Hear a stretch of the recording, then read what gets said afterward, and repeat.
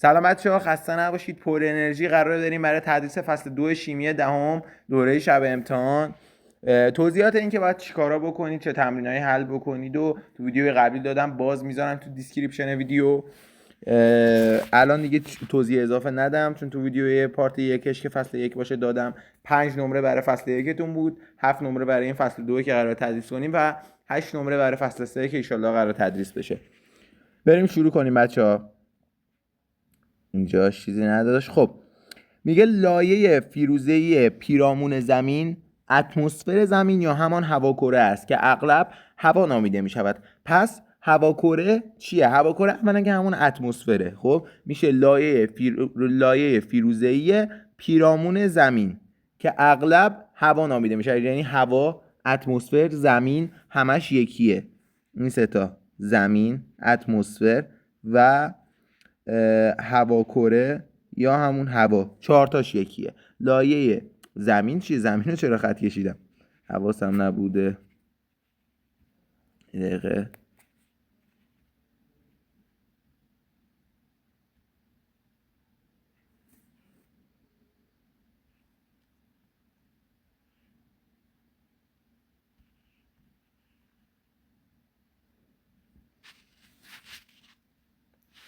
خب اغلب گازها نامرئی هستن بچه‌ها. این هم یه نکته ایه که باید یادتون بمونه. بیایم اینجا دیگه چی داریم؟ با هم بیاندیشیم. بچه‌ها این با هم بیاندیشیم مهمه. خب الان حالا جواباشو که اینجا گذاشتم، ولی اول از همه اینجا بدونید که دمای فضایی که از زمین میخوایم خارج بشیم، یعنی دمای میشه کجا؟ هواکره. خب اول کم میشه، نگاه کنید، از 14 درجه شده 55 درجه. بعد دوباره زیاد میشه، از 55 درجه، از منفی 55 درجه شده مثبت 7 درجه سانتیگراد. دوباره کم میشه، از مثبت 7 درجه میشه 87 درجه. بس روندش چجوریه؟ اول یه دمایی که داریم کم میشه، بعد دوباره زیاد میشه، دوباره کم میشه. خب یعنی یه دمای بالای صفر داریم، دوباره دمامون کم میشه میاد پایین صفر، دوباره یه دمای بالای صفر، دوباره یه دمای پایین صفر که اون دمای نهایی به ازای ارتفاع که این بر جدولش هست، حالا خودتون میخونید. میگه آیا بذار اول نه همینا رو حل کنیم. آیا روند تغییر دما در هواکره را میتوان دلیلی بر لایه‌ای بودن آن دانست؟ توضیح دهید. همون چرا؟ میگه بله، چون با افزایش ارتفاع از سطح زمین دمای آن به طور نامنظم، یعنی الگویی نداره، به طور نامنظم تغییر کرده است. یعنی ابتدا تا چند کیلومتر دما کاهش، سپس افزایش می‌یابد. به چی میگه؟ به میگه آیا بجز اتم و مولکول ذره های دیگری هم در این لایه ها هست؟ علت ایجاد آنها رو توضیح دهید. میگه بله، وجود یون ها نشان میدهد که تابش های کیهانی باعث جدا شدن الکترون از اتم ها و مولکول ها شده است. بعد میایم بر سوال دوش. میگه دما و فشار هواکره از جمله عوامل مهم در تعیین ویژگی های آن است. با توجه به شکل زیر مشخص کنید با افزایش ارتفاع از سطح زمین فشار هوا چه تغییری می کند؟ توضیح دهید. سوال دو گفته فشار کاهش یافته است و این نشان میدهد که با افزایش ارتفاع گازها رقیق شدند، به عبارتی تعداد ذرات در واحد حجم کاهش یافته است. این دیگه طبق این جدول است، چیز خاصی نداره. اینجا یه نکته هست که میگه فشار هر گاز ناشی از برخورد مولکول‌های آن با دیواره ظرف است. هواکره نیز به دلیل داشتن گازهای گوناگون فشار دارد. این فشار در همه جهت‌ها بر بدن ما و به میزان یکسان وارد می شود. نکته ایه برای فشار گاز. میگه تغییر آب و هوای زمین در لایه تروپوسفر رخ میدهد. در این لایه خلاصش بچه‌ها واسه در این لایه با افزایش ارتفاع به ازای هر کیلومتر دما در حدود 6 درجه سانتیگراد افت میکنه و در نهایت لایه به حدود منفی 55 درجه سانتیگراد میرسد. اگر میانگین دما در سطح زمین حدود 14 درجه سانتیگراد در نظر گرفته شود، ارتفاع تقریبی لایه تروپوسفر را حساب کنید. خب بچه‌ها اینجا میگیم دلتای تغییر دما، این مثلث میدونید دیگه، دلتا یعنی مابع و تفاوتش. خب دمای ثانویه‌مون رو می‌نویسیم. دمای ثانویه‌مون چنده؟ منفی 55 منهای دمای اولیه‌مون 14 درجه سانتیگراد، منهای 14 شده منفی 69 درجه سانتیگراد. خب حالا میایم با افزایش ارتفاع یه فرمولشو براش می‌نویسیم، میگیم 69 درجه سانتیگراد ضرب در، اینجا دوباره بهتون گفتم تو فصل یکم، اینجا وقتی سانتیگراد دارید اینجا هم باید درجه سانتیگراد باشه که این با این بره. خب به ازای هر 1 کیلومتر 6 درجه سانتیگراد تغییر کرده. پس یه ضرب و تقسیم که کنیم میشه 11.5، یعنی ارتفاع تقریبی لایه تروپوسفر میشه 11.5 کیلومتر. میگه رابطه ای برای تبدیل دما بر حسب درجه سیلیسیوس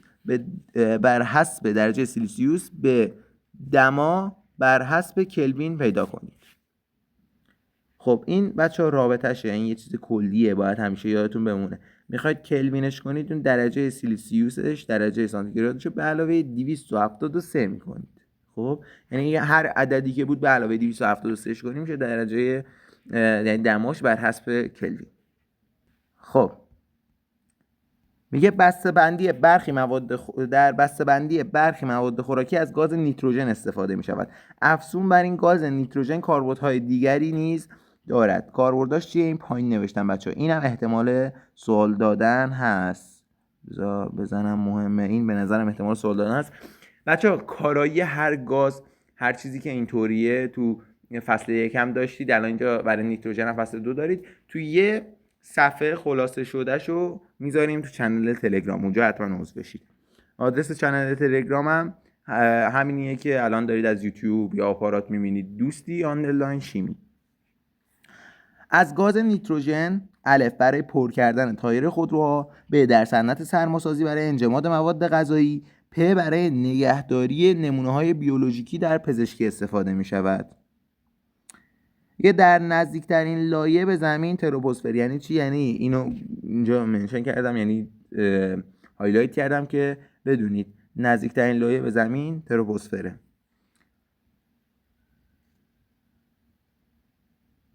پس از تروپوسفر همون لایه‌ایه که ما توش زندگی میکنیم. هواکره رقیق و رقیق تر میشه.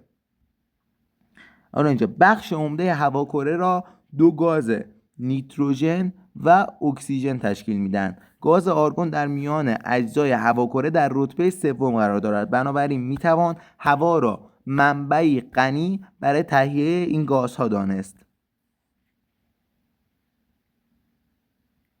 چیزی نداشت، یعنی چیز توضیحی داره، توضیح میدیم. در این فرایند نخست هوا را از صافی‌هایی عبور میدن تا گرد و غبار آن گرفته شود. پس چی؟ فرایند چی بچه‌ها اینجا؟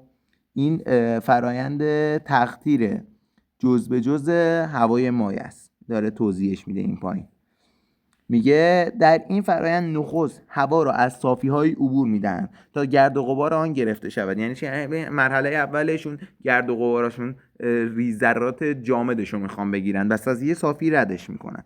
سپس با استفاده از فشار دمای هوا را پیوسته کاهش میدن.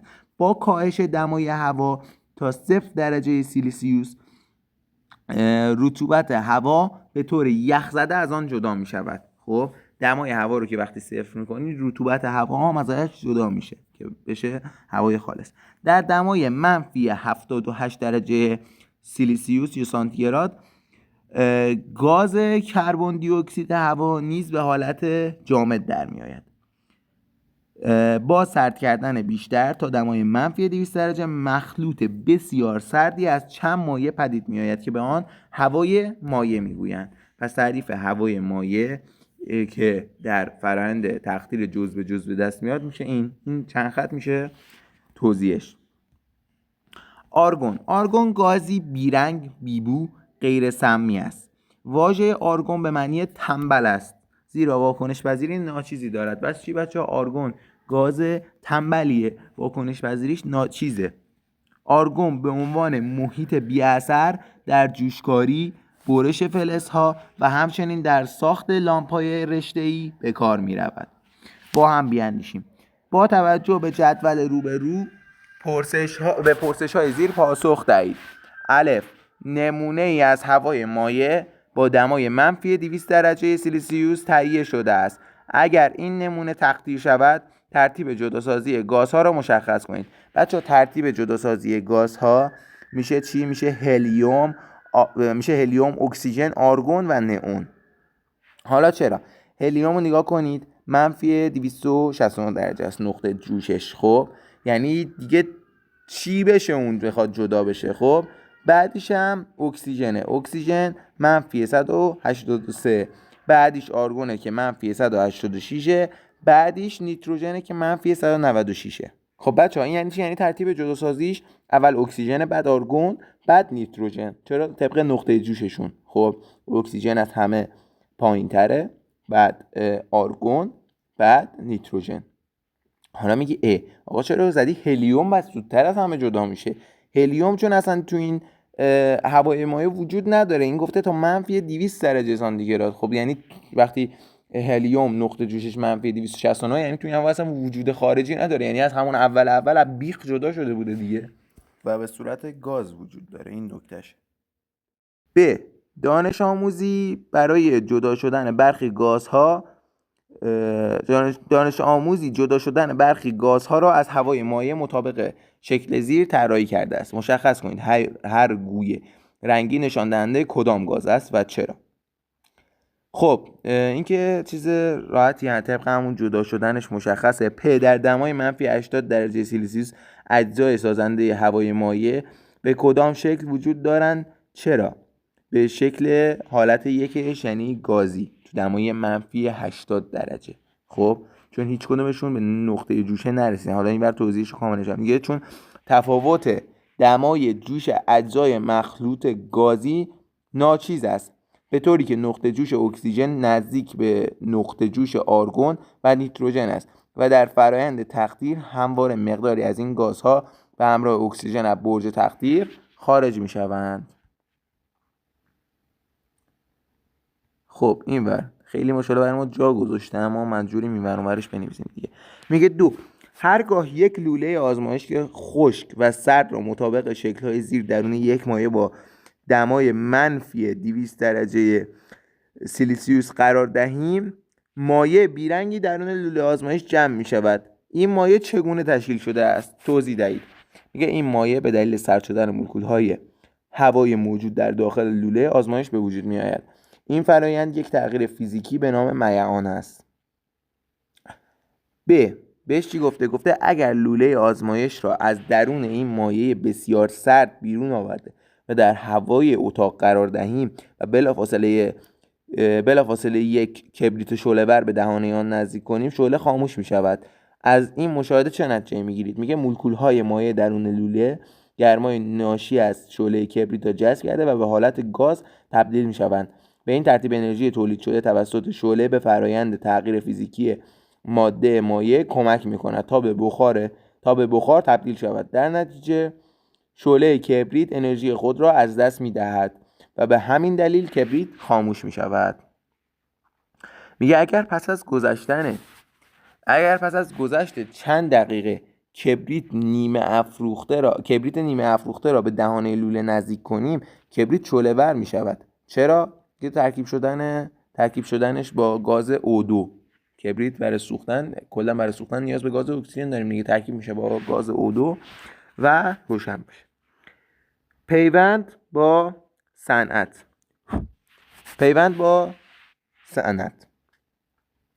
هلیوم به عنوان سبکترین گاز نجیب بیرنگ و بیبو است که کاربرد فراوانی در زندگی دارد. اینم میگم کاربرداشو گذاشتیم تو کانال توی صفحه خلاصه.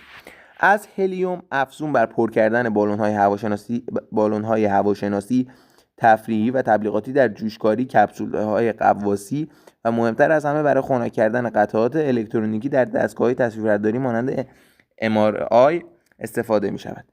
هلیوم در کره زمین به مقدار خیلی کم یافت می‌شود.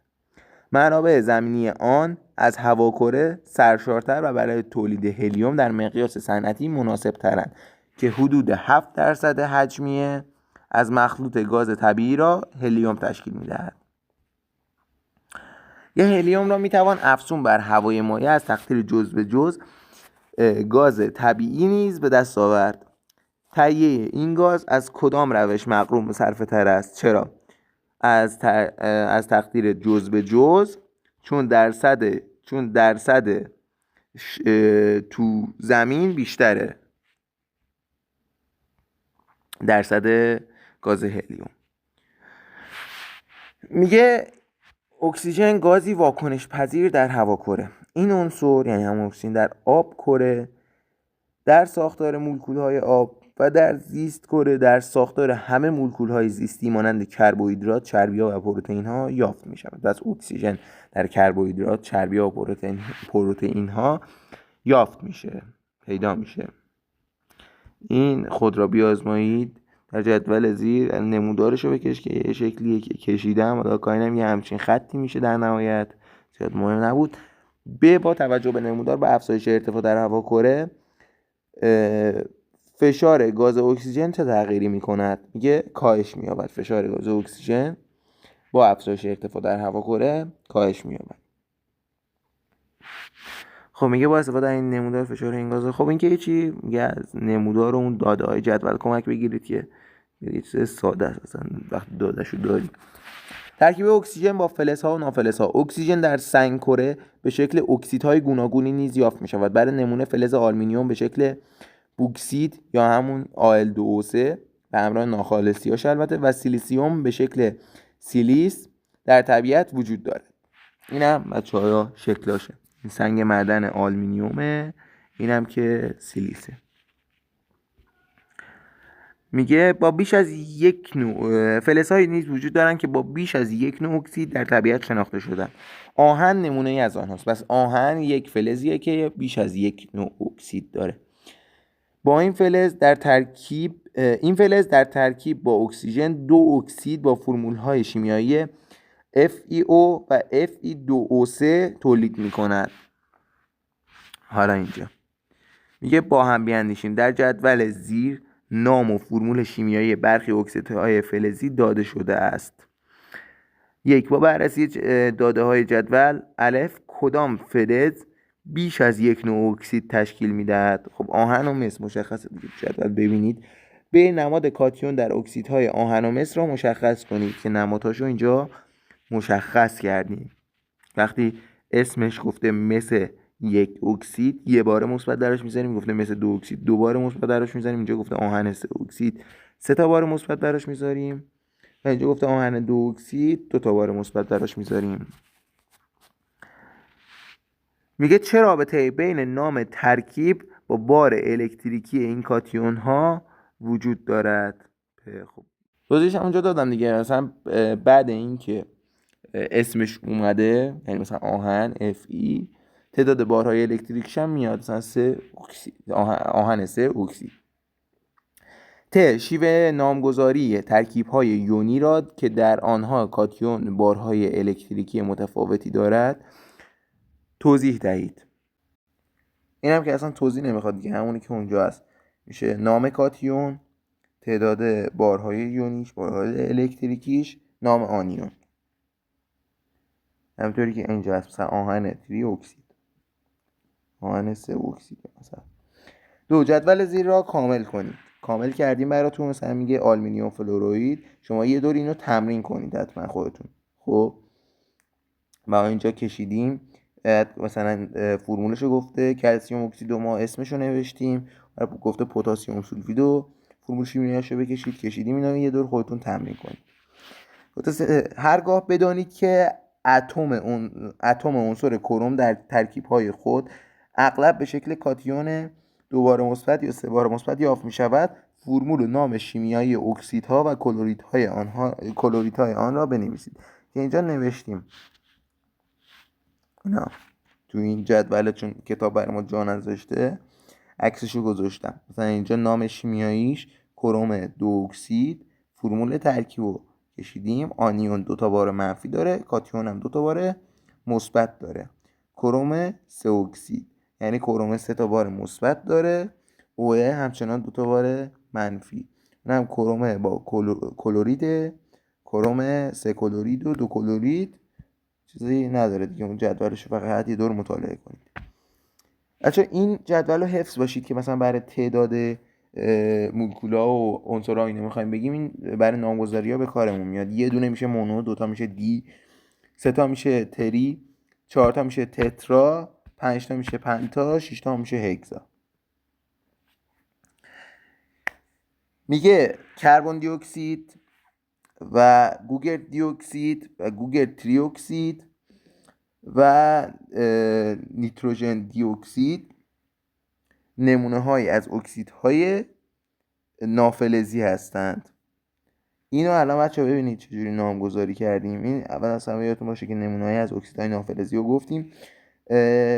دی نیتروژن یعنی اول عدد مقدمه. خب نه اینکه مثلا اینجا بیاید بگید که خب اوکی این OH4 داره، اصلا این 2 نباشه OH4ش بشه. خب بگید اول تترا نیتروژن اکسید. نه، اول عددی که اگر جلوی عنصر عدد بود اول عدده، اگه نبود خود عنصر اول از همه از چپ به راست. میگه دی نیتروژن، اول عددشو میگه دی نیتروژن، دوباره این ور میرسیم به اکسیژن، اول عددشو میگیم تترا اکسید، بعد خود عنصر رو میگیم. خود را بیازمایید. اون بالا براتون حل کردم، یه جدول همچین شکلی بود که میگفت یا اسمش بود ما فرمول شیمیاییش یا فرمول شیمیاییش بود ما اسمشو مینوشتیم. اینو حتما تمرین کنید برای امتحانتون. این همین یه خود را بیازمایید تمرین کنید فول میشید دیگه. اونم که توضیحشو چون دادیم بالا. با هم بیاندیشیم آرایش الکترون نقطه ها. بچه‌ها این میخواد بهتون در کل ساختار لوئیس رو یاد بده با همون آرایش الکترونی نقطه‌ای که یادتون باشه قبلا کار کردیم.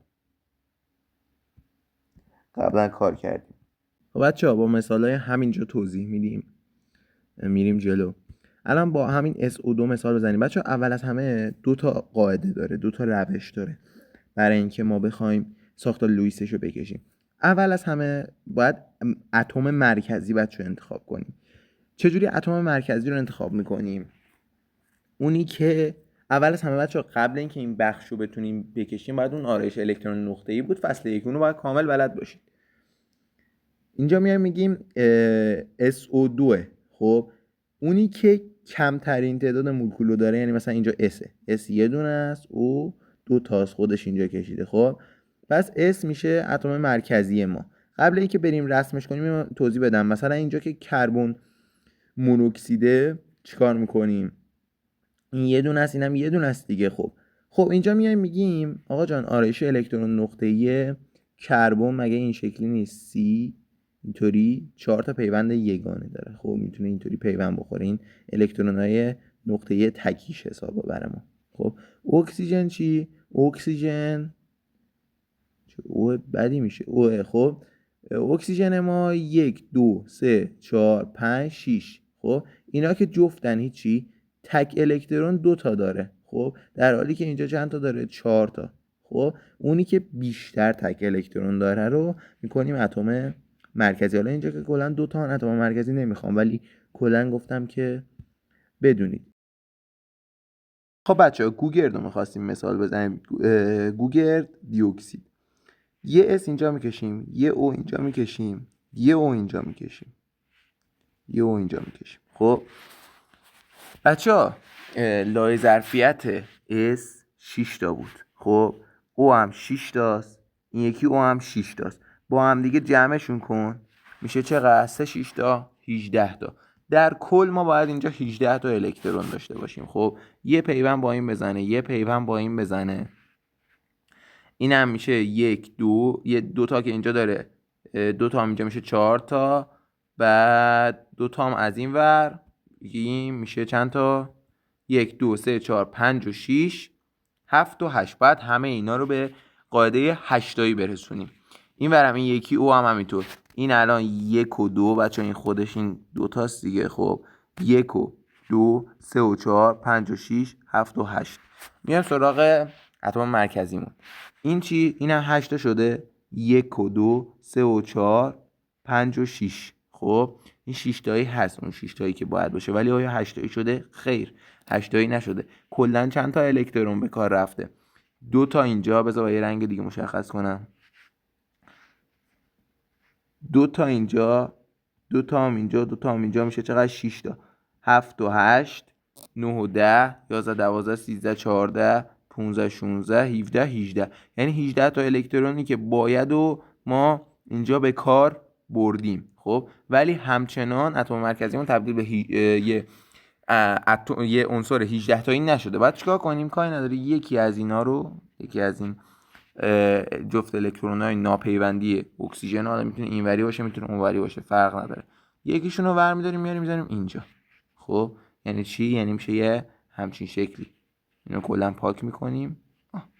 این شد ساختار لوئیس گوگر دیوکسید. بریم برای کربن مونوکسید هم که گزینه بشه حل کنیم. شما قشنگ دستتون بیاد. خب بچه برای کربن مونوکسید میایم اینجا یه عنصر یه چیز اتم مرکزی نداریم اینجا، میگیم کربن، یه او هم اینجا میکشیم. خب بچه 4 تا کربن تو آرایش الکترون نقطه ایش داره، 6 تا هم اینجا هم 4 کشیدم، 6 تا هم اکسیژن، مجموعش میشه چند تا؟ میشه 10 تا. یعنی ما باید اینجا 10 تا سرجم الکترون داشته باشیم. این به این وصل میشه، اینجاشو کاری نداریم. یکی از این عنصرها رو میایم 8 تایی میکنیم، میگیم که آقا جان الان اکسیژن یه 2 تا که اینجا داره، اینجایی که بهش پیوند دادیم داره، 2 تا هم اینجا میذاریم، 2 تا هم اینجا، 2 تا هم اینجا. خب اکسیژن 8 تایی شد. این 1 و 2 اینجا، 3 و 4 اینجا، 5 و 6 اینجا، 7 و 8 هم که اینجا. خب اکسیژن 8 تایی شد. ما کلا چند تا الان الکترون داریم اینجا؟ 8 تا. چند تا باید میداشتیم؟ 10 تا. بس میایم یه 2 تا هم به این کربنمون میدیم.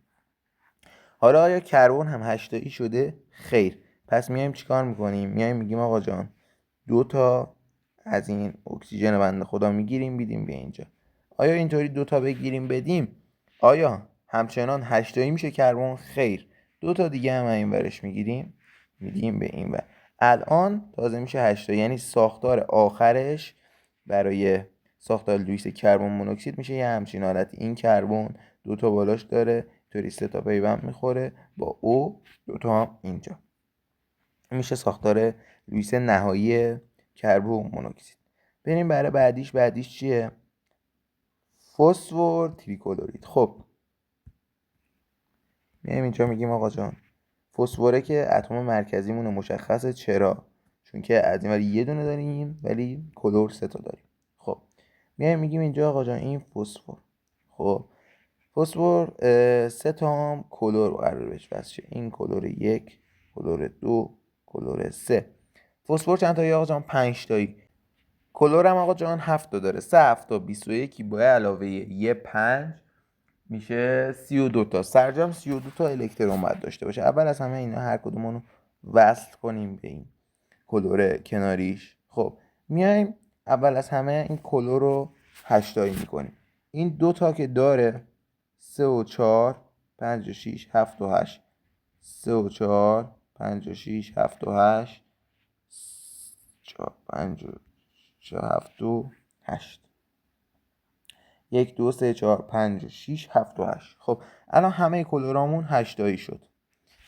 میشه چند تا الان الکترون کلا به کار رفته؟ برای هر کدوم از اینا 8 تا حساب کنیم. 3 8 تا 24 تا. قرار بود چند تا باشه؟ 32 تا. درسته؟ 32 تا یه 5 و یه 5 و یه 3 7 تا 21. اشتباه حساب کردم. چجوری اون موقع حساب کردم 32؟ 21 به علاوه یه 5 میشه 26 تا. 26 تا. حالا این ورم چند تا داریم؟ 24 تا داریم. 2 تا هم میدیم به این اتم مرکزیمون. خب آیا مرکزیمون 8 تا شده؟ 1 2 3 4 5 6 7 8. بله 8 تا شده. این میشه ساختار نهایی لوئیس برای فسفر تریکلورید. خب بعدی هاشتینه. هاشتین هم حل کنیم. هاش که خب الان اینا هر کدوم یه دونه دارن، ولی خب هاش که میدونیم آرایش الکترون نقطه‌ایش یه دونه است، اصلا به دردمون نمیخوره. کلور 4 تا تک الکترونی داره و نیتروژن 3 تا. خب پس از کلور استفاده میکنیم. یعنی چی؟ یعنی کلور میشه اتم بخش کربن، میگم کلور، کربن میشه اتم مرکزیمون. این ورم یه نیتروژن میکشیم، این ورم یه هاش میکشیم. هر کدوم از اینا رو یه پیوند میدیم. خب یه پیوند که دادیم، نیتروژن چند تاییه؟ آرایش الکترون نقطه ایش 5 تاییه، کلور 4 تاییه، تا اینجا شد 9 تا. هیدروژن هم که یکیه میشه 10 تا. خب میایم اول از همه یکی از اینا رو مثلا نیتروژن رو به آرایش الکترونی 8 تایی میرسونیم. میگیم آقا جان 1 2 3 و 4 5 و 6 7 و 8. خب 8 تا اینجا، 2 تا هم که اونور شد 10 تایی، یعنی 10 تا الکترون هم به کار رفت. هاش کلا یه دونه الکترون، یه هاش 8 تایی نمیشه.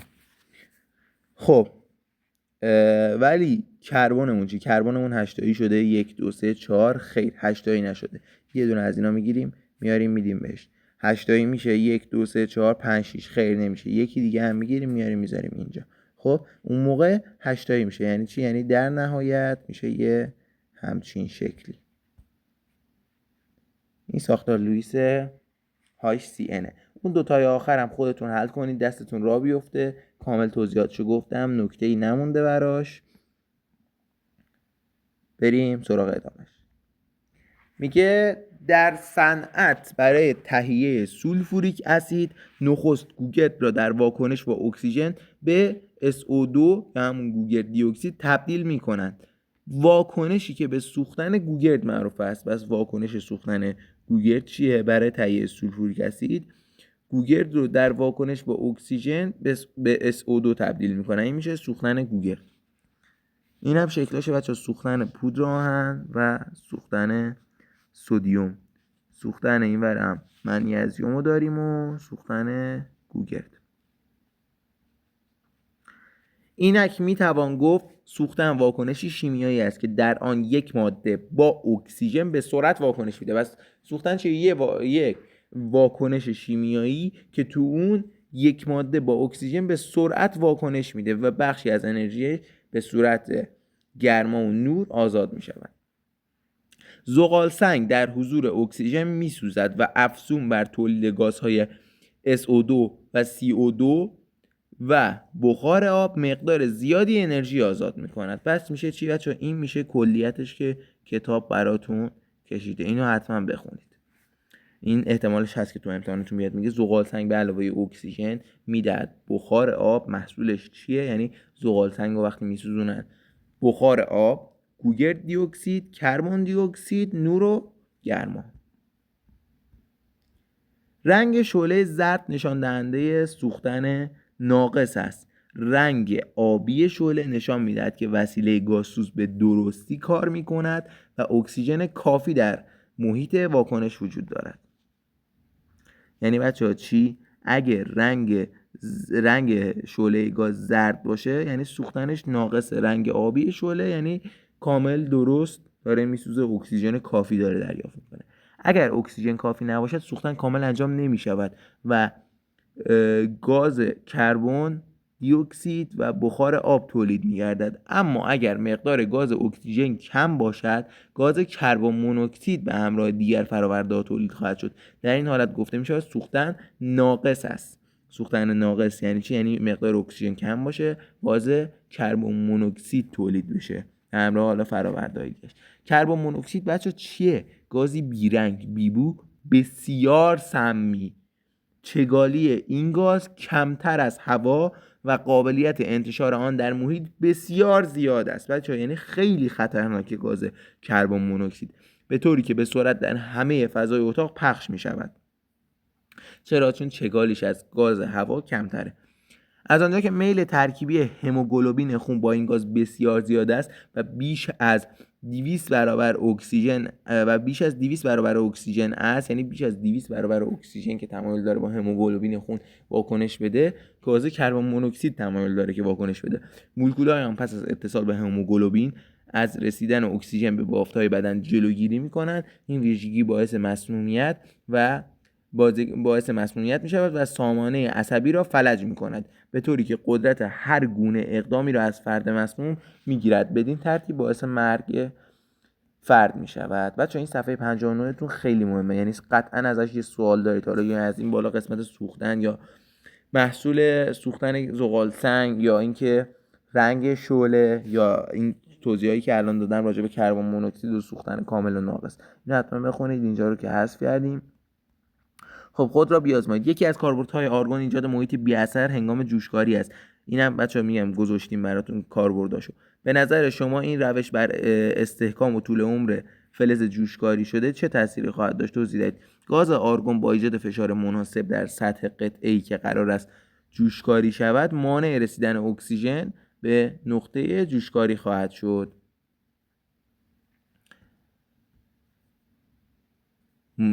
بچه‌ها این موارد استفاده آهک اینی که الان قرار با هم بخونیم. کلسیم اکسید که همان آهکه به عنوان اکسید فلزی برای افزایش بهره وری در کشاورزی به خاک اضافهش میکنن، زیرا افزودن این نوع مواد به خاک سبب میشه تا مقدار و نوع مواد معدنی در دسترس گیاه تغییر کنند. همچنین از کلسیم اکسید برای کنترل میزان اسیدی بودن آب دریاچه‌ها استفاده میشه. این شکلاشه بچه‌ها. این برای زمین کشاورزی دارن اضافه میکنن، این وری هم که برای اینکه اسید دریاچه کمتر بشه، چون آهک یا همون کلسیم اکسید بازه. حالا اینو بعدا ان شاء الله 12 خیلی تخصصی اینجا میخونید یه ذره دیگه، ولی خیلی تخصصی ترش رو 12 میخونید. مرجان ها گروهی از کیسه تنان با اسکلت آهکی هستن. اینم یه نکته که علامت زدیم. خب بچه‌ها اینجا میگه درباره رفتار شیمیایی اکسیدهای فلزی و نافلزی کاوش کنید. این اکسیداست بچه‌ها. خب اصلا کاری نداریم به بقیه چیزا، این آزمایشه. داره میگه پیش بینی کنید با افزودن هر یک از مواد زیر به آب محلول به دست آمده چه خاصیتی دارد. هر ماده را درون دایره و در جای مناسب بنویسید. منیزیم اکسید بیشتر نوشتم. یعنی چی؟ یعنی pHش بیشتر از 7. یعنی چی؟ یعنی این با پایین میخونید بچه‌ها، یعنی باز، یعنی اسیدی نیست. خب SO2 کمتر از 7. یعنی چی؟ یعنی دقیقاً اسیدیه. کربن دی اکسید کمتره، یعنی اونم دقیقاً اسیدیه. و این ورم دی سدیم اکسید بیشتره. یعنی چی؟ یعنی اونم بازه، pHش بیشتر از 7. به طور کلی اکسیدهای فلزی را اکسیدهای بازی و اکسیدهای نافلزی را اکسیدهای اسیدی مینامند، زیرا از واکنش اغلب آنها با آب به ترتیب باز و اسید تولید میشه. بعد اینو حالا 12 کامل راجع به باز و اسید میخونید. این یه توضیح خیلی پیش پا افتاده بود. تغییر شیمیایی میتواند با تغییر رنگ، مزه، بو یا آزادسازی گاز، تشکیل رسوب و گاهی ایجاد نور و صدا همراه باشد. میگه هر تغییر شیمیایی میتواند شامل یک یا چند واکنش شیمیایی باشد که هر یک از آنها با یک معادله نشان میدهند. واکنش دهنده در سمت چپ و فراورده ها، اون چیزایی که به دست میاد، در سمت راست نوشته میشن. اینجا مثلا اومده براتون حالت نوشتاریشو نوشته کربن به علاوه اکسیژن، میبرم که فرم شیمیاییشه. معادله نخست نوشتاری، معادله دوم نمادی، اینو کاری نداریم. این بچه‌ها مثلا اینجا یه چیزی می‌نویسه به عنوان کاتالیزگر می‌نویسه. میگه یکی از ویژگی‌های مهم واکنش شیمیایی این است که همه آنها از قانون پایستگی جرم پیروی می‌کنند. اینجا هم که بچه‌ها این معنی اون چیزایی که جلو عنصرها میکشه، مثلا G یعنی گاز، این بر از همه آی علامت آیش یعنی همون لیکوید یعنی مایع، S یعنی جامد، AQ یعنی محلول آبی. این هم حتما حفظ داشتید. برای جلوی این ترکیبایی که میخواید بنویسید حتما باید بنویسید که به چه شکلی هم. دو دانش آموز با هم بیاندیشیدش چیز خاصی نداشت. اینجا این جدوله، این همون چیزایی که بهتون گفتم. مثلا میگه در اینجا اولی میگه تولید میکند یا میدهد، دومی میگه واکنش دهنده ها بر اثر گرم شدن. این دلتا به معنی گرم شدن، این علامت مثلثه. واکنش در فشار 20 اتمسفر انجام میشود، این علامت. واکنش در دمای فلان درجه، مثلا این گفته 1200 درجه سلسیوس انجام میشود. این هم مثلا کاتالیزگرا رو میگه دیگه. مثلا اینجا کاتالیزگر فلز پالادیوم گذاشته. درباره درستی جمله زیر در کلاس گفتگو کنید. که در کلاس نیستیم. حالا جرم کل مواد موجود در مخلوط واکنش ثابت است. در واکنش های شیمیایی، این و توضیح نداشت این سوال نه. در واکنش‌های شیمیایی اتمی از بین نمی رود و به وجود هم نمی آید. مطابق قانون پایستگی جرم شمار اتم‌های هر عنصر در یک واکنش شیمیایی ثابت است. خب اینجا قرار روش‌های موازنه رو یاد بگیرید. خب روش موازنه به روش وارسی که ساده ترین روششه. یعنی چی بچه‌ها؟ اینجا بذار رو خودش اینجا نوشته توضیح بدم. اینجا مثلا تو این واکنش بالا اینجا رو شما ببینید، ولش کن، این بالایی رو ببینید. اینجا به اون ترکیبی که داره بیشترین شماره اتمه میایم ضریب 1 میدیم برای موازنه. یعنی میخوام هر طرف بچه موازنه، یعنی میخوام هر طرف این ور مثلا نگاه کنید اینجا 3 تا کربن داریم، این ور تو فراورده ها یه دونه کربن داریم که تو این کربن دی اکسید است، این ور 8 تا هیدروژن داریم، این ور 2 تا داریم. اینا رو میخوایم برابر کنیم تعدادشون. میایم به این، بذار رنگشو یه شکل دیگه بکشم، به اون بیشترین 1 میدیم. 1 رو که دادیم به اونی که داره بیشترین شماره اتمه، اون ترکیبه، این الان بیشترین رو داره دیگه، 8 تا هیدروژن داره و 3 تا کربن. بعد میایم این ور سراغ چی؟ ضرایب دیگه ای رو میدیم به بقیه بخشا تا دو طرف معادله برابر بشه.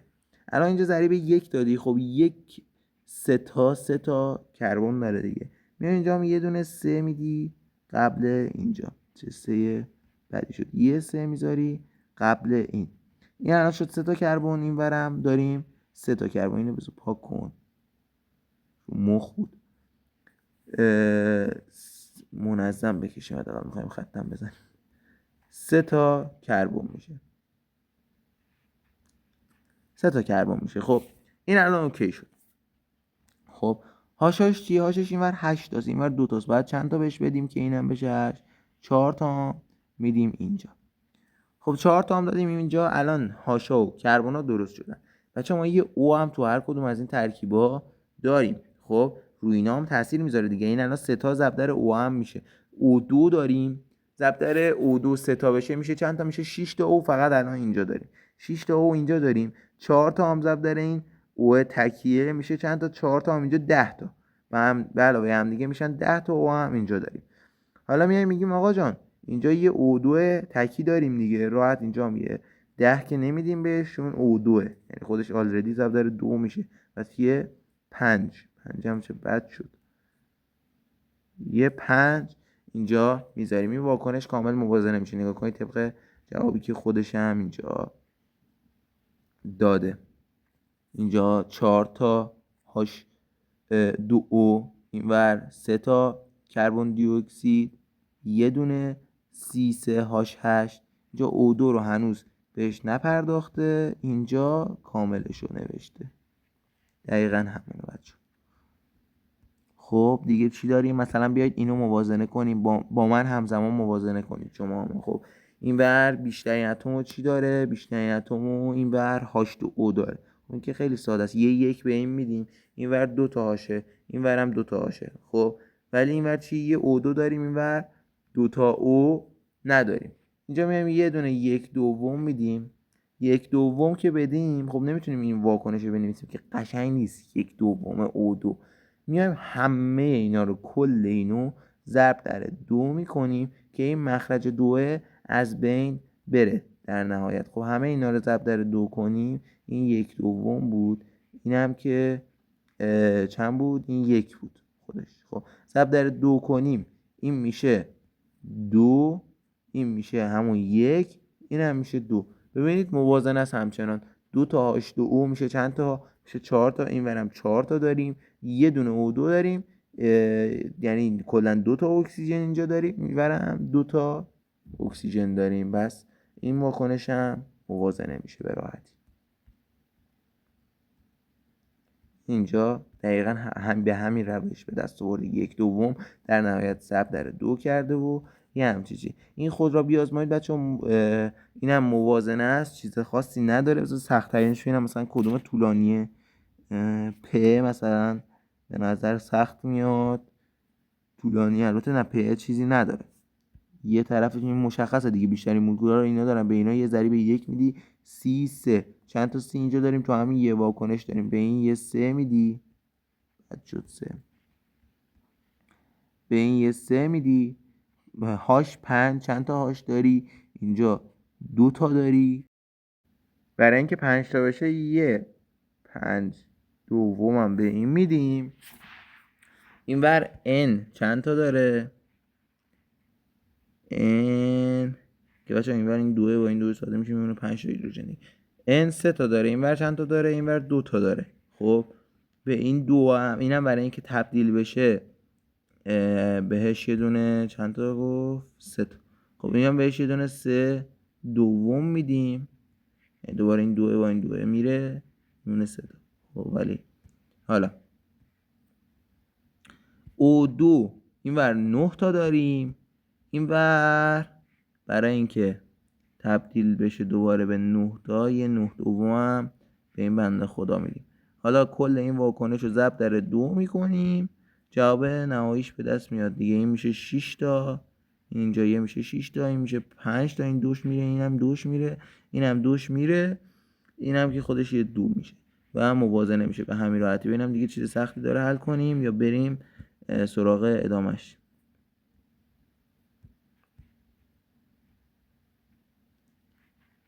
خب این یکی هم به نظر یه ذره سخت میاد، اینم ما حل کنیم. یعنی اولین واکنشی که باید بهش ضریب 1 بدی ایشونه، یه ضریب 1 بهش میدی. اینور کلسیم 3 تا داریم، اونور چند تا داریم؟ اونور یه دونه داریم. خب به اینم یه ضریب 3 میدیم. یه ضریب 3 که دادیم، فسفر اینور 2 تا داریم، اونور چند تا داریم؟ اونور یه دونه داریم، یه ضریب 2 هم به این میدیم. خب H2O اینور 2 تا هاش داریم، اینور چند تا هاش داریم؟ یه 2 تا که اینجا داریم، یه ضرب در 3 هم میشه 6 تا. خب میشه 6 تا، یه ببخشید 6 تا دیگه هم اینجا داریم، یه 2 اینجا ضرب در 3 تا هاش، 6 تا دیگه هم اینجا داریم، سرجم 12 تا هاش داریم. بس میایم چیکار میکنیم؟ یه 6 هم میدیم به این بنده خدا. نصف اعدادا رو فارسی می‌نویسم، نصفش رو انگلیسی. یه 6 هم میدیم به این بنده خدا. 6 هم که دادیم به این بنده خدا، میمونه چی؟ میمونه اوه بدبخت. اوه بدبخت 6 تا این ور داره، این ور چند تا داره؟ این ورم 6 تا داره. موازنه شد. این میشه شکل نهاییش برای موازنش. و یه دورم خودتون حل کنید کامل دستتون بیاد. بریم ببر. ها بچه‌ها این متنی که علامت زدم یه توضیح خلاصه ای ازش تهیه کنید، میشه همون توضیح رد پا. اینجا علامت شروع زدم. یه رد پا اصطلاحی است که به این اثر، این بالا گفتم، میگه مثلا ما روی هواکره تاثیر داریم با استفاده از وسیله نقلیه که استفاده میکنیم، کارهایی که میکنیم رو هواکره تاثیر داریم. به این تاثیر ما میگن رد پا. در اثر سوزاندن سوختهای فسیلی انواع آلاینده‌ها ها وارد هوا میشه و این خودش یکی از رد پای انسانه. خب این هم که چیزی نداشت، با هم بیاندیشیم تحقیقی بود، حلش نکردیم. با هم بیاندیشیم این ور هم مثل این که تحقیقی بوده و حل نکردیم. اثر گلخانه‌ای. گلخانه ها زمین های کشاورزی ویژه‌ای هستند که دور تا دور آنها را تا ارتفاع معینی با لایه‌ای از پلاستیک‌های شفاف می‌پوشانند. پس گلخانه چیز؟ زمین‌های کشاورزی ویژه که دور تا دور آنها با ارتفاع معینی از لایه پلاستیک‌های شفاف می‌پوشانند و در آنها گیاهان و میوه‌های گوناگونی پرورش می‌دهند. در گلخانه‌ها در 4 فصل سال به ویژه در زمستان فرآورده‌های کشاورزی مانند قارچ، خیار، گوجه فرنگی، توت فرنگی کشت میشه. و یعنی مثلا میوه‌های زمستونی که مثلا میوه‌های تابستونی که شما زمستون پیدا می‌کنی، مثلا هندونه میوه تابستونیه، شما زمستون پیداش می‌کنی برای شب یلداتون، این از گلخونه میاد. حالا چرا این تغییر دماش جدولیه؟ خب ببینید این میشه برای خود طبیعت فضای باز، ولی این برای گلخونه است. ببینید ثابته وقتی روشو با مشنبا یه حالت مشنبایی بستن، یعنی اون دمای هواش ثابت میمونه. نور خورشید هنگام گذر از هواکره با مولکول‌ها و دیگر ذره‌های آن برخورد می‌کند و تنها بخشی از آن به سطح زمین میرسد. از این رو زمین گرم می‌شود و به مانند یک جسم داغ از خود پرتوهای الکترومغناطیس گسیل می‌دارد، با این تفاوت که انرژی پرتوهای گسیل شده کمتر و طول موج آنها بلندتر است. این هم دوباره برمیگرده به همون نکته‌ای که فصل 1 درس دادیم. طول موج هر چقدر کوتاه‌تر انرژیش بیشتر، هر چقدر بلندتر انرژیش کمتر. یعنی بتونیم شکلش همینجاست. آره یا کنید به یه همچین شکلی میاد با انرژی بیشتر، به یه همچین شکلی برمیگرده با طول موج بیشتر و انرژی کمتر.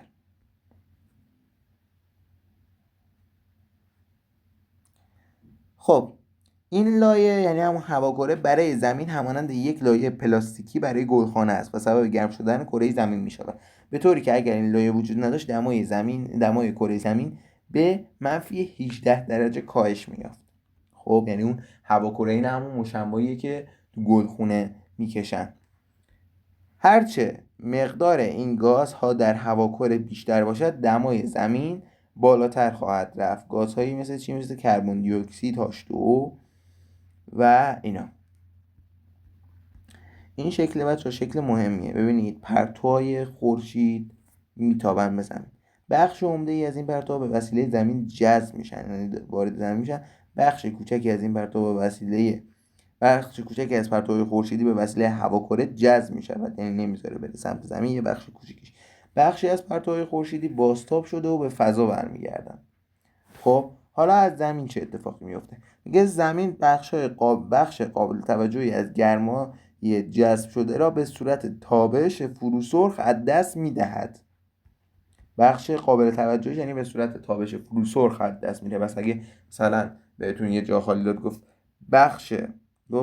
بخش قابل توجه یا بیشترین بخشی از گرمای جذب شده زمین به صورت جای خالی از دست میرود، میگه به صورت تابش فروسرخ. یه بخش کمش هم گازهای گلخانه‌ای هستند که مانع از خروج کامل گاز آزاد شده میشن. بازتابش اینم که توضیح دادم پرتوهای فروسرخه. رفتار زمین در برابر پرتوهای خورشیدی. الف چه شکل بشینه زیاد مهم نیست، این بالاییه. الف رفتار الف نمایی از گرمای جذب و بازتاب شده به وسیله زمین. پ هم عملکرد مولکول‌های کربن دی اکسید در برابر تابش خورشیدی. بچه‌ها این دو صفحه‌ای که قرار ادامهش درس بدم 70 و 71 100% از این دو صفحه حداقل یه سوالو دارید راجع به شیمی سبز. شیمی سبز بچه‌ها چیه؟ شیمی سبز شاخه‌ای از شیمیه که در آن شیمیدان‌ها در جستجوی فرآیندها و فرآورده‌هایی هستند که به کمک آن بتوان کیفیت زندگی را با بهره برداری از منابع طبیعی افزایش داد و همزمان از طبیعت هم محافظت کرد. در این راستا بایستی تولید و مصرف مواد شیمیایی که ردپای سنگینی رو کره زمین بر جای می‌گذارند کاهش داد یا متوقف کرد. یه بار دیگه با هم بخونید چون مهمه. شاخه‌ای از شیمیه که در آن شیمیدان‌ها در جستجوی فرآیندها و فرآورده‌هایی هستند که به کمک آن بتوان کیفیت زندگی را با بهره‌گیری از منابع طبیعی افزایش داد. بس چی میخوان؟ کیفیت زندگی رو با بهره‌گیری از منابع طبیعی افزایش بدن. خب در این راستا باید تولید مصرف مواد شیمیایی که رد پای سنگینی رو کره زمین بر جای میذارن کاهش بدن. مثل چی بچه‌ها؟ مثلا این مشبای یه بار مصرفی که ما استفاده می‌کنیم، مشبا فریزر، چون این مشبا دسته‌ای که فروشگاه بهمون میدن، مثلا من خودم میرم خرید، اینم نصیحتی بود که از استاد شیمی 12ام شنیدم. مشبا نمیگیرم، سعی می‌کنم یه کیفی چیزی همراهم باشه همیشه، وسایلا رو بذارم تو. سوخت سبز سوختی است که در ساختار خود افزون بر کربن و هیدروژن اکسیژن نیز دارد. پس یه سوختی که علاوه بر کربن و هیدروژن اکسیژن داشته باشه میشه سوخت سبز. از پسماندهای گیاهی مانند شاخه و برگ‌های گیاه سویا، نیلشکر و دانه‌های روغنی به دست می‌آید. این مواد زیست تخریب پذیرند. از این رو به وسیله جانداران ذره‌بینی به مواد ساده‌تر تجزیه می‌شوند. اتانول و روغن‌های گیاهی نمونه‌هایی از این نوع سوخت‌ها هستند.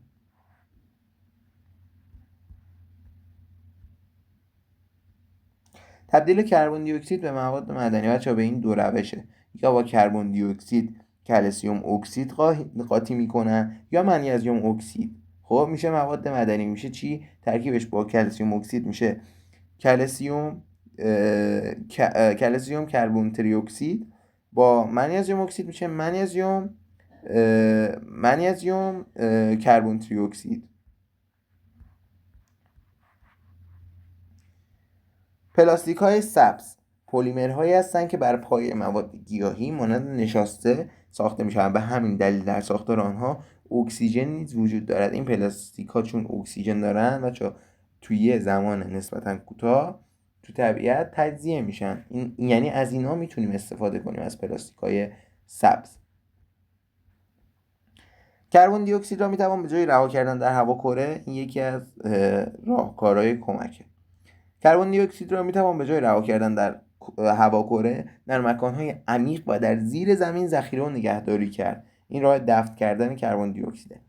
سنگ‌های متخلخل در زیر زمین، میدان‌های قدیمی گاز و چاه‌های قدیمی نفت که خالی از این مواد هستند جاهای مناسبی برای دفن این گازها هستند.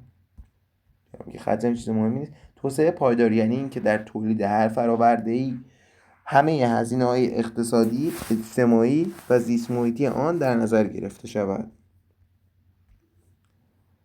الف، چرا برخی از کشورها در پی تولید پلاستیک‌های زیست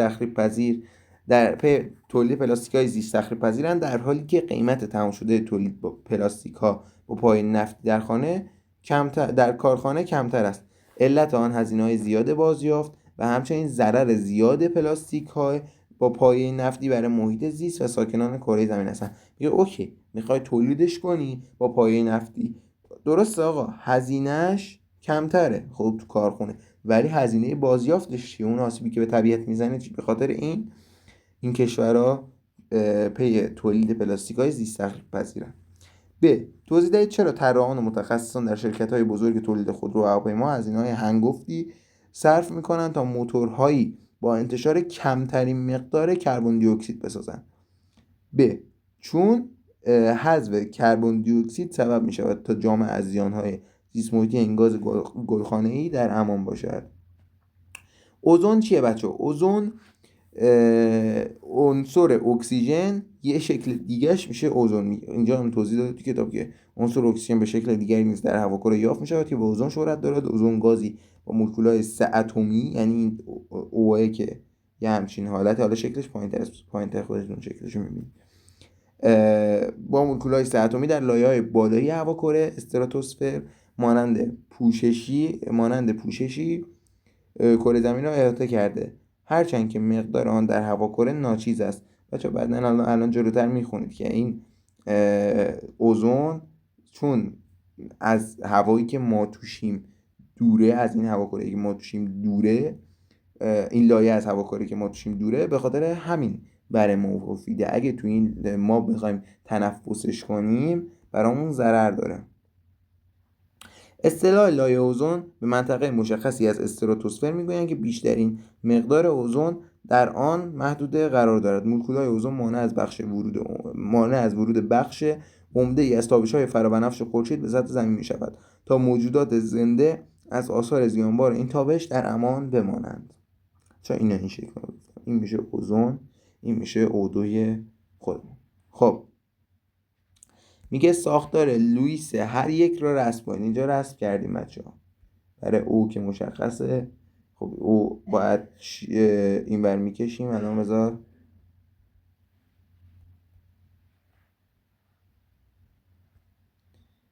این او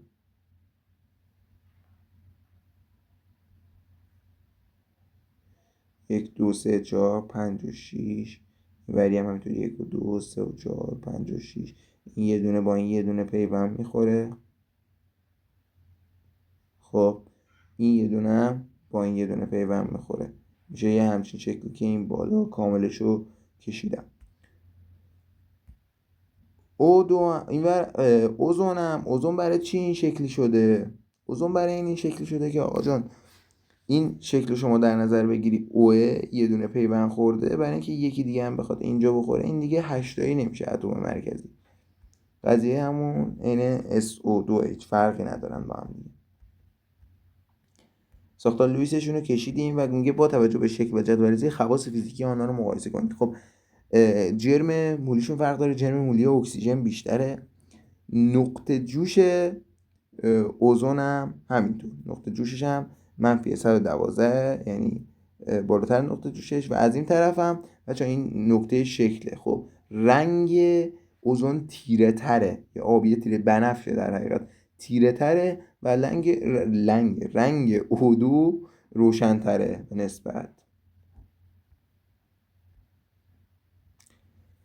میگه در صنعت از گاز اوزون برای گندزدایی میوه ها، اینم بچه‌ها علامت نزدم چرا، در صنعت از گاز اوزون برای گندزدایی میوه ها و از بین بردن جانداران ذره‌بینی درون آب استفاده می شود. آیا این موضوع از این موضوع میتوان نتیجه گرفت که اوزون از اکسیژن واکنش پذیرتر است؟ چرا؟ بله، واکنش پذیری اوزون بیشتره، زیرا قدرت پیوند اکسیژن در اوزون بیشتر است. ساختار هر ماده تعیین کننده خواص و رفتار آن است. این هم یه نکته است. با هم بیاندیشیم. شیمیدان ها به واکنش در جهت یک واکنش رفت و به واکنش در جهت دو اینجا، یعنی این بخشید داشته باشه علامت زدم، این واکنش این وری میشه واکنش در جهت برگشت، این وری میشه واکنش در جهت رفت.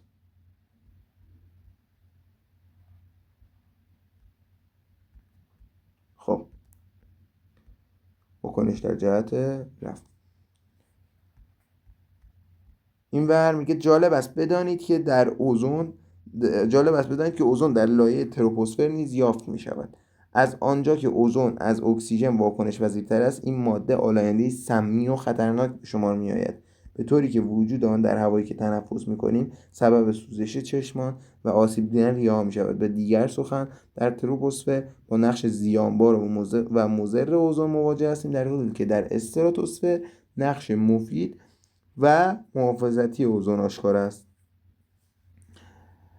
گاز نیتروژن به عنوان اصلی ترین جزء سازنده هواکره واکنش پذیری بسیار کمی دارد و به طور معمول با اکسیژن واکنش نمیدهد. تنها هنگام رعد و برق این دو گاز در هواکره ترکیب شده و با اکسیدهای نیتروژن تبدیل می شود. بچه موقعی که رعد و برق میزنه گاز نیتروژن با اکسیژن ترکیب میشه و یه همچین چیزایی رو پدید میاره. اینجا نگاه کنید، گاز نیتروژن اومده با O2 ترکیب شده 2NO. یعنی چی؟ یعنی اینور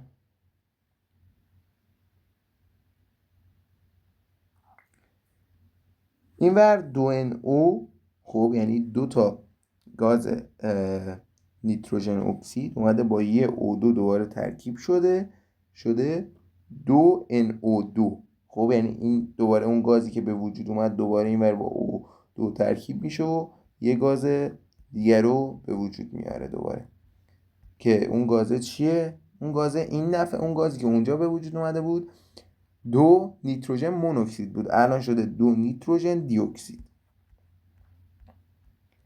میگه از آنجا که گاز نیتروژن دی اکسید به رنگ قهوه‌ای است، هوای آلوده کلانشهرها اغلب به رنگ قهوه‌ای روشن دیده می شود. در این هوای آلوده و در حضور نور خورشید واکنش زیر رخ می دهد و مقداری گاز اوزون تولید می گردد. این اوزون همون اوزون تروپوسفری است. یعنی چی؟ یعنی اون اوزونی که برای ما ضرر داره. این نیتروژن دی اکسیده میاد دوباره با یه O2 ترکیب میشه NO به علاوه O3 که همون گاز اوزونه که برای ما ضرر داره. این واکنش هم بچه‌ها حفظ باشید.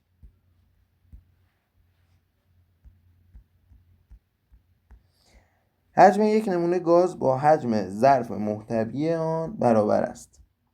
اینم یه نکته. اگر به یک نمونه گاز درون سرنگ یا سیلندری با پیستون روان فشار وارد کنیم، گاز فشرده‌تر و حجم آن کمتر می شود. یعنی گاز همون آموتا فشرده‌تر میشه، حجمش کمتر میشه.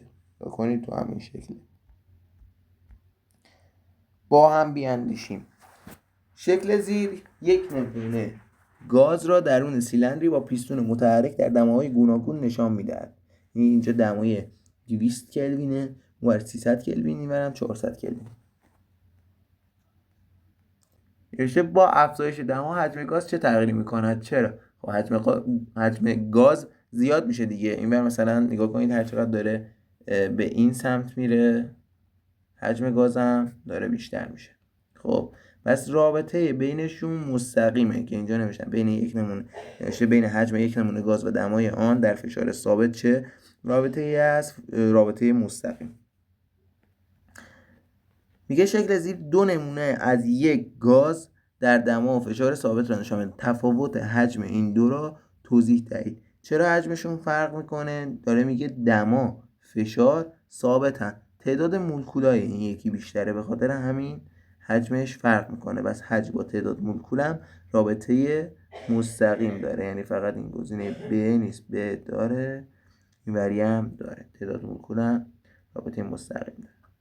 بر اساس قرارداد شیمیدان‌ها دمای 0 درجه سلسیوس و فشار 1 اتمسفر را به عنوان شرایط استاندارد در نظر گرفتند. در جدول 2 حجم چند نمونه گاز در این شرایط نشان داده شده است. میگه در دما و فشار یکسان حجم یک مول از گازهای گوناگون با هم برابر است.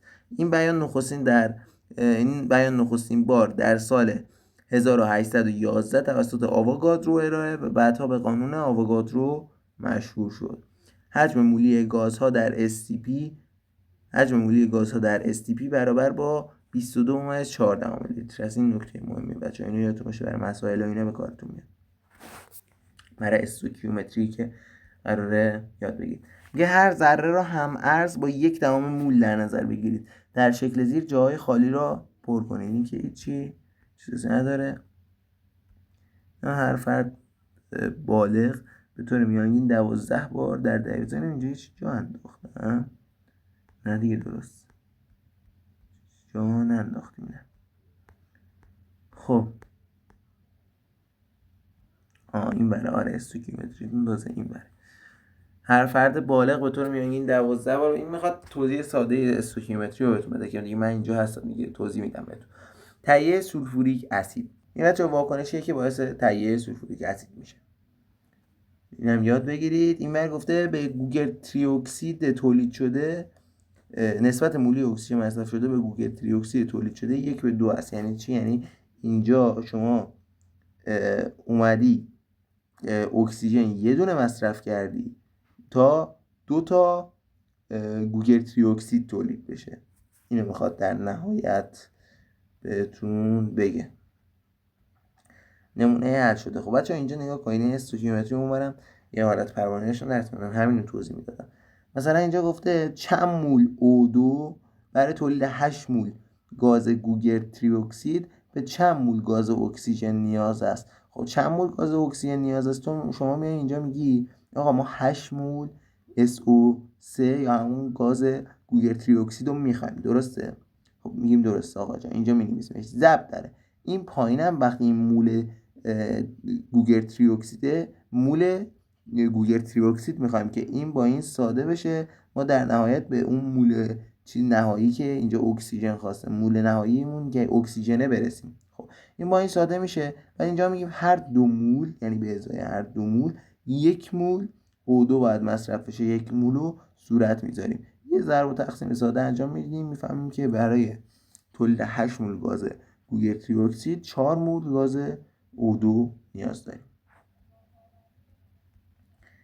این بچه‌ها این روش استوکیومتریه برای تولید مقدار معینی از یک فراورده.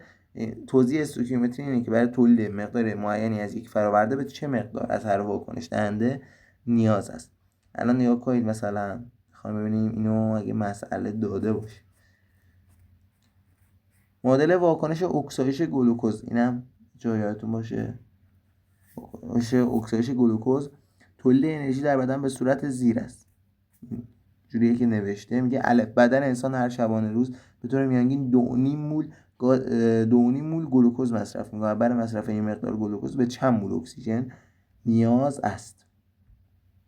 خب به چند مول اکسیژن نیاز است، یعنی اصلا اینجا کاری با اینا نداریم، یعنی کاری با اون فراورده هایی که داریم نداریم، این طرف واکنش کار داریم. میگه آقا اگه 2.5 مول از این مصرف کنی چند مول از این نیازه؟ خب شما الان ذهنی میتونی بگیری وقتی 1 مول 6 تا میخواد، 2.5 مول چند تا میخواد، ضرب کنی راحت به دست میاری. خب اینجا دیگه میخواد بهتون سختی بده، میخواد اینجا مردتون کنه، بهتون دخترها رو خانم کنه. میای اینجا میگی آقا جان خب اوکی ما 2.5 مول دیگه بچه من نمی‌نویسم چون خیلی سی 6 8 12 او 6 مثلا 2.5 مول ایکس میگم. خب اینو همین ایکس در نظر گرفتیم. 2.5 مول اگه از ایکس داشته باشیم ایکس که AQ اینجا AQش هم شما بنویسید و من نمی‌نویسم. AQ ضرب در اینجا. خب ما دوباره وقتی اینجا مول 2.5 مول ایکس ما اینجا مول ایکس میخوایم دیگه. مول ایکس میخوایم یعنی مول همین 36 8 12 او 6 میخوایم. بخشید یه دقیقه صفحه فرید. مول 36 8 12 او 6 میخوایم که مول 36 8 12 او 6 میخوایم که با این مول ایکس اینجا ساده بشه. حالا میایم میگیم آقا به ازای هر یک مول این وقتی ما 6 مول او 2 داشتیم دیگه تمام شد دیگه. به این رسیدیم. اینو با این ساده کردیم. مثلا با یه رنگ دیگه مشخص کنم. اینو با این ساده کردیم. اینم با این ساده کردیم. 2.5 ضرب در 6 میشه. جوابش هم به دست میاد 2 تا 6 تا 12 تا نیم تا 6 تا 3 تا 15 تا میشه. خب میشه 15 تا اکسیژن نیاز داریم. به این مقدار اکسیژن هم ارز با چند لیتر گاز اکسیژن در شرایط STP است. خب ما چند تا گفتیم 15 تا. خب 15 مول. حالا میگه برابر با چند لیتر گاز در شرایط STP است. بیایم اینجا میگیم آقا جان 15 مول O2 شما بنویس که به شکل گازی. خب جا نداره ماشاءالله. ضرب در اینجا به ازای گفته که لیتر شواره دیگه. گفته هم ارز با چند لیتر. در نهایت لیترش از ما میخواد. هر یک مول او 2 اون بالا خودمون خونده بودیم که 22 ممیز 14. خب یک رو اینجا میذاریم. یک مول او 2 رو 22 ممیز 14 رو ممیز 4 رو اینجا میذاریم. 15 رو ضرب در 22 ممیز 4 میکنیم. جواب نهاییش به دست میاد. بعد میگه مقدار این اکسیژن هم ارز با چند گرم اکسیژن است. خب 22 ممیز 4 رو که ضرب در 15 کردی ببینید چند میشه. بعد جواب نهاییتون هم اینور دوباره همین کارو میکنید. ضرب در 15 که کردید لیتر اکسیژن به دست میاد. برای لیتر اکسیژن هم اینجا تبدیل به مول و گرم میکنید. راحت. دانش آموزی برای یافتن جرم آب تولید شده از اکسایش 2.5 مول گلوکوز از عامل‌های تبدیل در روند زیر استفاده کرده. از هر یک از جای خالی با کمیت مناسب بکنید. خب بچه‌ها ببینید گفته همون واکنش دیگه. گفته اکسایش 2.5 مول گلوکوز. 2.5 مول گلوکوز در نهایت چی هم ما خواسته؟ یافتن جرم آب تولید شده یعنی چند گرم H2O تولید شده. خب میگیم آقا 2.5 مول از این داریم. خب ضرب داره هر یک مول از این و مول میخوایم دیگه. مولش رو میذاریم. بعد میگیم هر یک مول از این مساوی 6 مول H2O. خب این مول این با مول این خط میخوره. حالا خود کتاب زده 6 مول H2O ضرب داره دوباره اینور مول H2O داریم. میخوایم این مول H2O با این خط بخوره دیگه. در نهایت ما گرم H2O رو میخوایم. خب این مول H2O با این مول H2O خط میخوره. عددا میمونن و میگیم هر یک مول H2O 16 گرم H2O. چرا؟ چون H 1 گرمه. هر کدومش دو تا 1 گرمی داریم. او هم که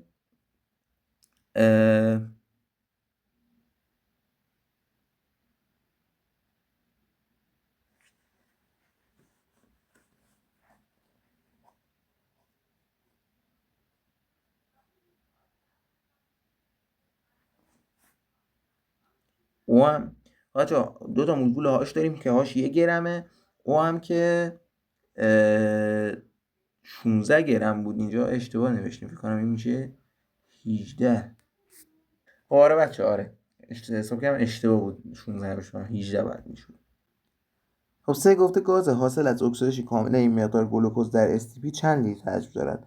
گازش حاصل ازش کربن دی اکسید دیگه تو این واکنش. خب وقتی کربن دی اکسیده چند لیتر حجم دارد؟ ما میگیم آقا جان یه دونه همون ایکس باز در نظرش بگیرید. کامل ننویسمش. یک مول ایکس ضرب در هر یک مول ایکس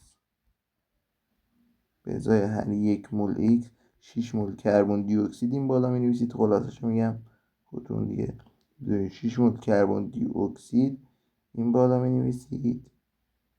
6 مولش رو حتما اینجا بنویسید. 6 مول من جا ندارم لامصب. 6 مول کربن دی اکسید بنویسید. بعد اینجا بنویسید هر 1 مول کربن دی اکسید مساوی 22.4 لیتر گاز کربن دی اکسید. یه ضرب میکنید 6 ضرب در 22.4 و جوابش به دست میاد.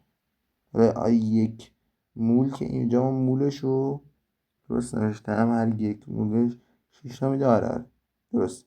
یه ضرب کنید راحت به دست میاد. جا ندارم اینجا، خودتونم براتون یه تمرینی میشه. مثلا ما هی پاک میکنیم هی میخوریم به این. خب میگه فسفر تریکلورید یک ماده تجاری مهم است که در تهیه حشره‌کش‌ها کاربرد فراوانی دارد. حالا روش تولیدش چجوریه؟ اینی که اینجا براتون علامت زدم. معادله شیمیایی را موازنه کنید. موازنه نیست؟ نه نیست مثل اینکه. خب موازنهش میشه یه همچین حالتی. میمونی که بیشترین داره رو بهش 1 میدیم، ایشونه بهش 1 میدیم، بهش 1 که دادیم میگیم آقا پی یه دونه داره اینور ولی اینور 4 تا داره. خب پس میایم چیکار میکنیم؟ 1 به این که 1 دادیم به این 1/4 میدیم. 1/4 میدیم. سی ال اینور 3 تاست، اینور چند تاست؟ اینور 2 تاست. خب اینور 2 تاست، اینور هم میایم بهش 3/2 میدیم.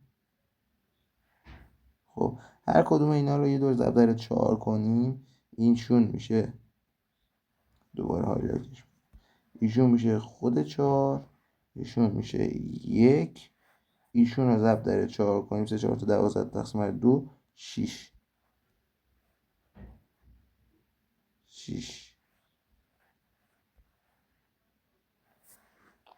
نه موازنش. واکنش 992 گرم فسفر با مقدار کافی از گاز کلور چند گرم فسفر تریکلورید به دست می آید.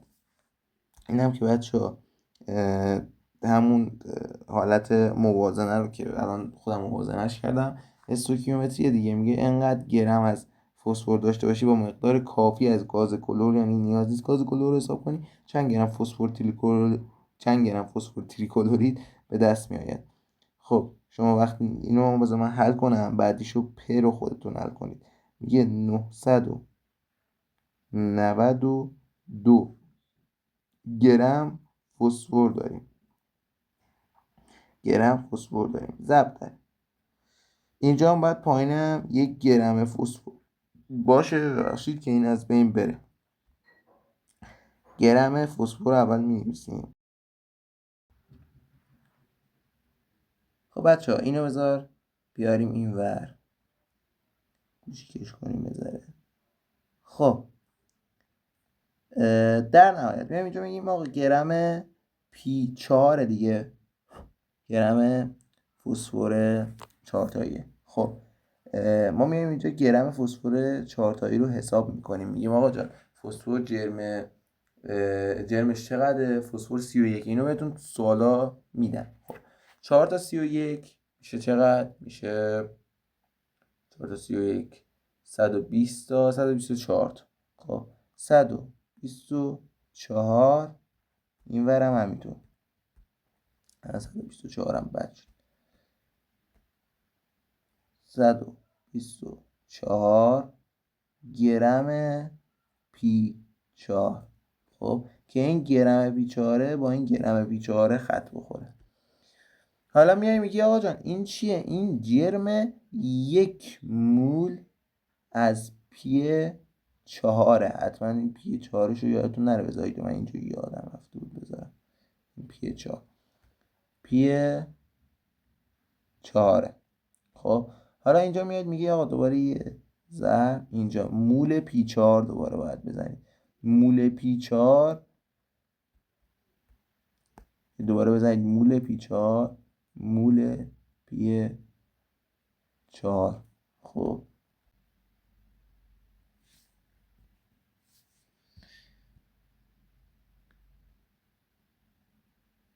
بچه ها میدونیم به ازای مصرف هر 1 مول P4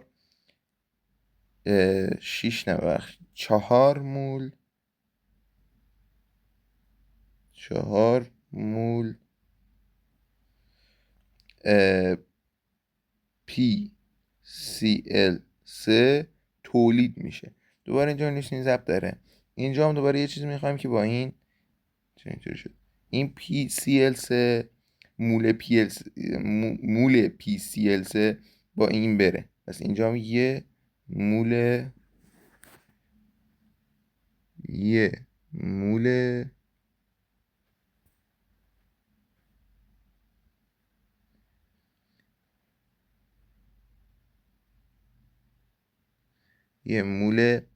PCl3 میکشیم، می‌نویسیم 1 مول PCl3. جرم مولیش حساب بکنیم بچه ها. جرم مولی پی چنده؟ یعنی همون فسفر خودمون 31. برای کلورم 35.5. شما حالا همون 35 حسابش کنید. تو صورت سوال هم بهتون بدن 35 میدن. میگی یه دونه 31 با 3 تا 35 که میشه 105، میشه 136 گرم PCl3. خب شما الان اینا رو یه ضرب کنی راحت جوابش به دست میاد. ماشین حسابتون حالا بزنید. اینورم که قرار شد پ رو خودتون حل کنید. اینجا رو نگاه کنید. تولید آمونیاک کاربردی از واکنش گازها در صنعت. گاز نیتروژن فراوان‌ترین جزء سازنده هواکره بوده که در مقایسه با اکسیژن از نظر شیمیایی غیر فعال و واکنش ناپذیر است. در مقایسه با اکسیژن اینجا نگاه کنید بچه‌ها، این دو تا واکنشو 2H2 به علاوه O2 میدهد 2H2O. یعنی چی؟ یعنی H با O2 واکنش میده، ولی همون H با N2 که نیتروژن باشه واکنشی رخ نمیدهد، واکنش نمیده.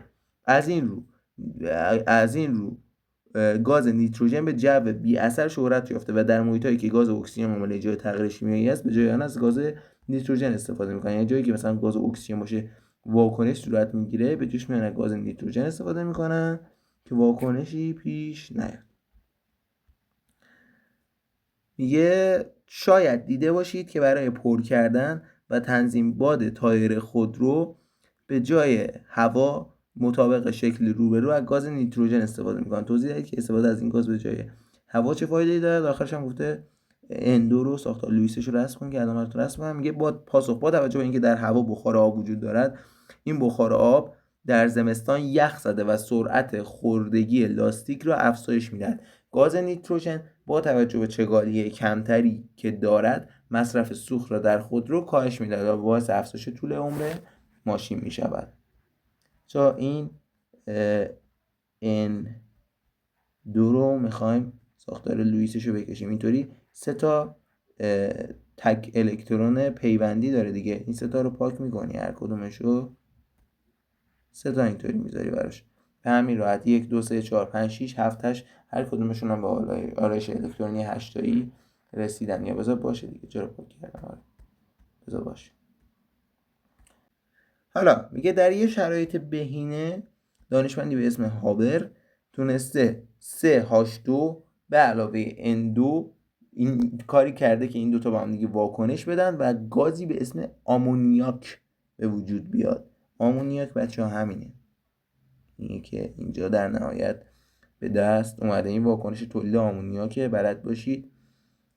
او با بررسی نقطه جوش این مواد راه حلی برای جداسازی آمونیاک پیدا کرد. این راه حلی برای جداسازی آمونیاک بچه‌ها استادتون اگه خیلی گیر باشه قرار سوال بده که اینطوری گاز هیدروژن و گاز نیتروژن با هم دیگه ترکیب میشن، انجام واکنش در دم و فشار مناسب با حضور ورقه آهنی، سرد کردن مخلوط واکنش تا مایع شدن آمونیاک، سپس دو تا سرنوشت داره: جداسازی آمونیاک مایع، جمع‌آوری هیدروژن و نیتروژن و بازگرداندن آن به محفظه واکنش. یعنی دوباره میاره از اینا واکنش میگیره.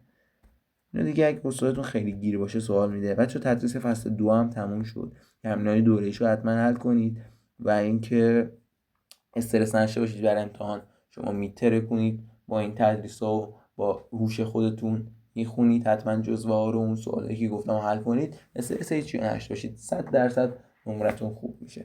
موفق باشید بچه‌ها. بریم برای تدریس شب امتحان فصل 3 شیمی.